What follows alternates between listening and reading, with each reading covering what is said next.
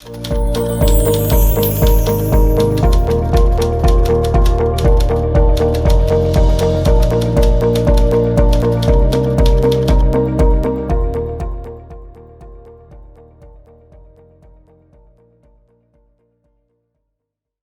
Tribunal Constitucional Llaqtapa derechon amachasqa kananpaq punim Tribunal Constitucional pallamkaynin kanan.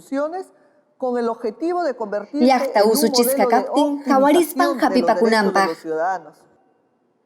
Y dicho objetivo debe desplegarse Chay con toda llamkaykunam nitidez, rikuyllapas tanto en el kanan ámbito jurídico jurisdiccional hinallataq como en el ámbito administrativo llamkaykunapi.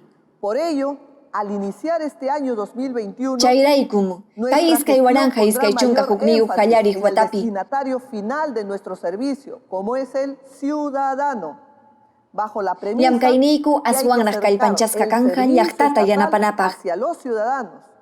Por ello, Tribunal anuncio Constitucionalta que desde llaqtaman el Tribunal asuykachispa. Constitucional dedicaremos Chaymi nuestro mayor kayta esfuerzo riqsichimuni. a la mejora en la atención al ciudadano. Tribunalmanta Para lo pacham cual, llaqta runata no solo se yanapasaqku. diversificarán y potenciarán Chaypaqmi los willakuykunata diversos llaqtaman canales de comunicación chayaykachisaqku. que ya tenemos implementados para atenderlos, Chay hinallataq sino que llaqtapa además se kutipakuyninkunatawan pondrá especial kallpanchasaqku. interés en el Allin retorno de la rimanakuykananpaq. respuesta con efectividad.